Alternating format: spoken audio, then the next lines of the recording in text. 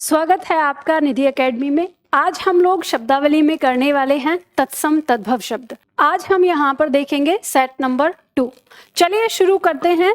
तो यहाँ हम देखेंगे तत्सम तद्भव। ऐसे तो मैंने आपको पहली क्लास में बता ही दिया था कि तत्सम तद्भव में क्या अंतर होता है, लेकिन फिर भी जल्दी से एक बार फिर से देख लेते हैं। तत्सम शब्द हमारा दो शब्दों से मिलकर बना है, तत् प्लस सम। तत् का मतलब उसके, सम का मतलब समान। इस उसके का मतलब क्या होता है? मूल भाषा। तो यहाँ पे हमारी जो मूल भाषा है वो क्या है? संस्कृत। तो हम यहाँ पे संस्कृत शब्दों को देख रहे हैं। तो यहाँ ये हो गया हमारा तत्सम। और जब हम बात करते हैं तद्भव की, तो ये दो शब्दों से मिलकर बना होता है, तत् प्लस भव। तत् माने उसके और भव माने बनना या होना। तो जो उसके यानी मूल भाषा से परिवर्तित होकर बने हैं वो हमारे क्या कहलाएंगे? तद्भव। अब क्योंकि हम हिंदी भाषा पढ़ रहे हैं तो ये हमारी हिंदी भाषा के तद्भव होंगे। तो जो हम यहाँ पढ़ने वाले हैं जो संस्कृत भाषा से परिवर्तित होकर जो हमारे हिंदी भाषा में बने हैं उनको हम तत्सम तद्भव के अंतर्गत यहाँ पढ़ने वाले हैं। तो चलो देखेंगे हम यहाँ पे। सबसे पहले हमारे पास तत्सम शब्द में आता है, शब्द है खटवा। खटवा तत्सम शब्द है, इसका तद्भव हो गया है खाट। यानी खटवा से हमारा शब्द बना खाट। ये खटवा में ध्यान रखिएगा, ये आधा ट है हमारा, तो पूरा ट, खटवा नहीं बोला जाएगा, खटवा। तो बहुत जल्दी हम इसे बोलेंगे। आगे शब्द है हमारा क्षीर। क्षीर शब्द तत्सम है, इसका तद्भव हो जाएगा खीर। अब हम इसे ऐसे भी याद रख सकते हैं कि जब हमने तत्सम तद्भव हम याद करते हैं तो ट्रिक है कि जो हमारा तत्सम शब्द होता है उसमें हमें ये वर्ण देखने को मिलता है, और तद्भव शब्द जब हमारा होता है उसमें हमें अक्सर ख शब्द देखने को मिलता है। तो इस तरह से हम इसकी पहचान भी कर सकते हैं उस नियम के अंतर्गत। फिर शब्द है हमारा क्षेत्र। क्षेत्र शब्द तत्सम शब्द है, संस्कृत का शब्द है, और इससे परिवर्तित होकर शब्द बना है हमारा खेत। तो इस जोड़े को भी हम उसी नियम से याद कर सकते हैं। नियम क्या, ट्रिक है, उसी ट्रिक से याद कर सकते हैं कि क्षेत्र और खेत तत्सम तद्भव का अगर जोड़ा है तो जिसमें ये हमें क्ष दिखाई दे रहा है ये हमारा तत्सम हो जाएगा, और ख दिखाई दे रहा है ये हमारा तद्भव हो जाएगा। ठीक है, आगे देखेंगे। शब्द है इक्षु। इक्षु तत्सम शब्द है, संस्कृत शब्द है। अब इसका तद्भव हमारा बन जाएगा ईंख। तो तत्सम तद्भव का जोड़ा इक्षु और ईंख, इन दोनों में फिर से अगर हम अंतर करना चाहें तो हमें पता चल जाएगा कि जो हमारा तद्भव शब्द है उसमें ख का प्रयोग हो रहा है, और जो तत्सम शब्द है उसमें हमारा क्ष का प्रयोग हो रहा है। एक बात ये हमेशा ध्यान रखिएगा, नियम पढ़ते समय कभी इस तरह से नहीं करना कि तत्सम शब्द का क्ष तद्भव में ख बन जाता है, ऐसे नहीं पढ़ेंगे। अगर ऐसे पढ़ेंगे तो शब्द, अगर ये होता इक्षु तो ये इक्खु होना चाहिए था, ऐसे नहीं बनाया। बस हम इसे ऐसे याद रखेंगे कि तत्सम शब्द में जो है हमें देखने को मिलता है क्ष, और उसके तद्भव में हमें देखने को मिल जाता है ख। ठीक है, तो इस ट्रिक पे आप अच्छे से इसे याद रख सकते हैं। और ये हमेशा नहीं होता है, ये भी ध्यान रखिएगा कि कभी आप अपने मन में सोच लें कि हमेशा ऐसा ही होता है। नहीं, जरूरी नहीं है। ये कहीं पे ही कहीं कहीं पर ही प्रयोग हम इसको करते हैं। 90% हम इस ट्रिक को मान सकते हैं। ठीक है, आगे शब्द है इसिका। इसिका तत्सम शब्द है, इसका तद्भव हो जाएगा ईंट। अब इसिका से परिवर्तित होकर शब्द बना हमारा ईंट। तो इसिका और ईंट तत्सम तद्भव के जोड़े में इसिका हमारा तत्सम और ईंट हमारा तद्भव हो गया है। ठीक है, आगे शब्द देखेंगे ईर्ष्या। ईर्ष्या तत्सम शब्द है और इसका तद्भव हो गया ईर्ष्या। अब दोनों में क्या अंतर है? थोड़ा सा अंतर है, यहाँ पे य आ जा रहा है। य को अगर हम इसके साथ बोलते हैं तो हमारी जिह्वा पर ज्यादा स्ट्रेस पड़ रहा है, और ईर्ष्या बोलने में हमें कम स्ट्रेस पड़ रहा है। तो मैंने आपको ये भी समझाया है कि तत्सम और तद्भव की अगर आप पहचान करना चाहते हैं तो बोल कर भी कर सकते हैं। जब आप बोलते हैं तत्सम शब्दों को तो हमारी जीभ पर ज्यादा बल पड़ता है, एक तरह से ज्यादा स्ट्रेस पड़ता है, और जो हिंदी के शब्द हैं उन पे बहुत सामान्य तरीके से हम बोल लेते हैं। तो जैसे हम बोलते हैं ईर्ष्या, तो ईर्ष्या ये तत्सम हो गया और इसका तद्भव हो गया ईर्ष्या। आगे शब्द है हमारा बंसी। बंसी तत्सम शब्द हो गया, इसका तद्भव हो जाएगा बांसुरी। ठीक है, तो बंसी तत्सम और बांसुरी इसका तद्भव हो जाएगा। अब आगे देखेंगे, शब्द है हमारा बधिर। बधिर तत्सम शब्द है, संस्कृत शब्द है, तो संस्कृत में बधिर कहते हैं। इसका तद्भव हो जाएगा बहरा।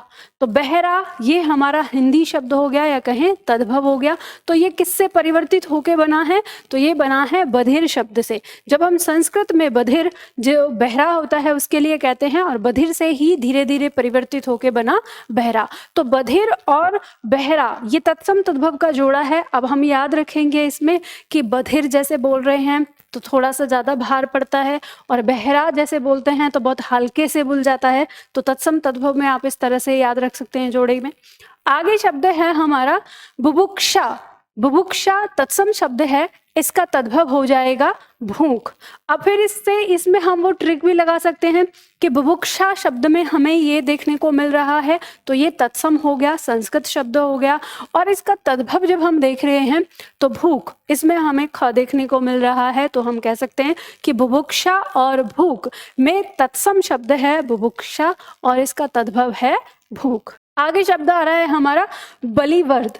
बलिवर्द तत्सम शब्द है, इसका तद्भव हो जाएगा बैल। तो बैल तद्भव हो गया। अब हम यहाँ पे थोड़े से नियम के हिसाब से भी देख सकते हैं, नियम नहीं, फिर से मेरे मुख से नियम निकल जाता है, पर वो ट्रिक ही है, हम उसे ट्रिक कहेंगे, नियम भी नहीं कहेंगे क्योंकि नियम कहना गलत हो जाएगा। तो ट्रिक के हिसाब से देख सकते हैं।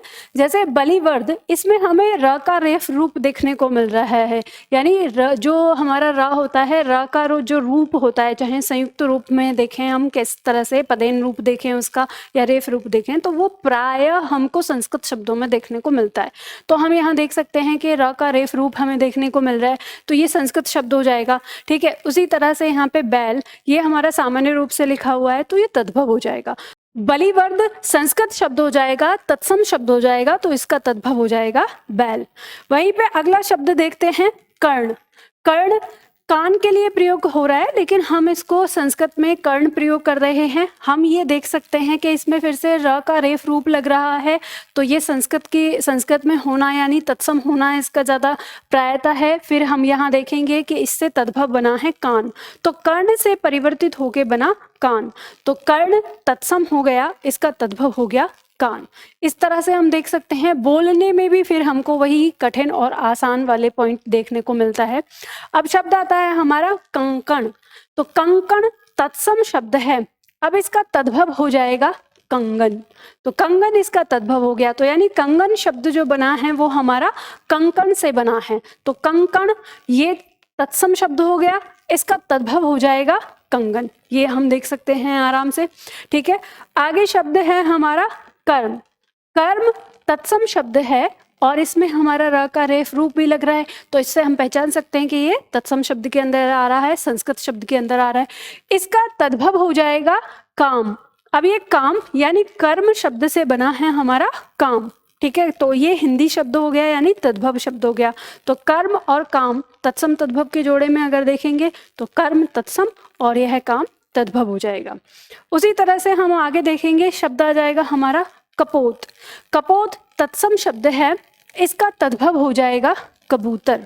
तो कबूतर शब्द जो है वो कपोत शब्द से बना है, यानी कपोत हम कहते हैं संस्कृत में कबूतर को, और हिंदी में अगर हम देखें तो हिंदी में हमारा बन जाता है कबूतर। तो हम कह सकते हैं कपोत और कबूतर के अगर तत्सम तद्भव के जोड़े में देखें तो कपोत तत्सम और इसका कबूतर तद्भव हो जाएगा। आगे शब्द है हमारा करपास। करपास तत्सम शब्द है और इसका तद्भव हो जाएगा कपास। ठीक है, तो करपास, अब हम इसे पहचान ये भी कर सकते हैं कि करपास और कपास दोनों शब्दों में तत्सम तद्भव के जोड़े में कौन सा तत्सम और कौन सा तद्भव है। तो यहाँ पे हमें र का रेफ दूप देखने को मिल रहा है। ठीक है, तो करपास, और यहाँ पे नहीं है, साधारण बन गया, तो ये कपास हो गया। तो इस तरह से करपास से बना है कपास, तो हम तत्सम तद्भव को देख सकते हैं। ठीक है, आगे शब्द है हमारा कर्पूर।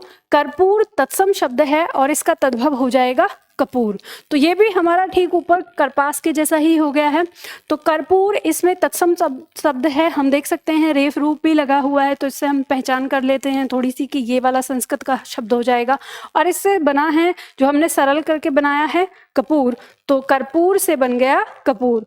तो इस तरह से हम इसे याद कर सकते हैं। तो अब ध्यान दीजिएगा, आपकी परीक्षा के लिए महत्वपूर्ण है यहाँ पर जो ये दिए हुए हैं, यहाँ कर्पूर, करपास, कपोत, ये तीनों आपके परीक्षा में आने वाले शब्द हैं, बहुत बार आए हुए हैं।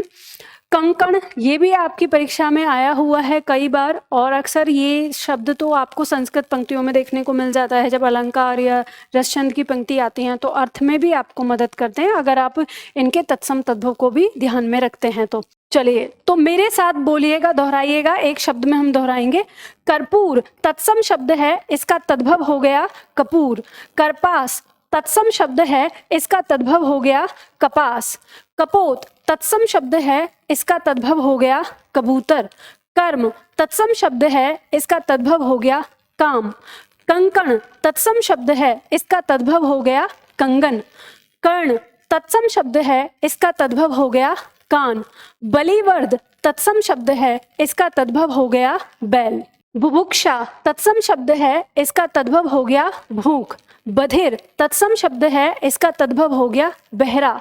बंसी तत्सम शब्द है, इसका तद्भव हो गया बांसुरी। ईर्ष्या तत्सम शब्द है, इसका तद्भव हो गया ईर्ष्या। इशिका तत्सम शब्द है, इसका तद्भव हो गया ईंट। इक्षु तत्सम शब्द है, इसका तद्भव हो गया ईंख। क्षेत्र तत्सम शब्द है, इसका तद्भव हो गया खेत। क्षीर तत्सम शब्द है, इसका तद्भव हो गया खीर। खटवा तत्सम शब्द है, इसका तद्भव हो गया खाट। ठीक है, इसी तरह से हम याद करेंगे। तो आज के दिन के लिए जो आपको याद करने वाला पॉइंट है वो ये है, जो हमने तत्सम तद्भव देखा। तो आज की क्लास में आप ये सारे याद करिए। तो आज के लिए इतना ही, फिर मिलते हैं हम कल की क्लास में।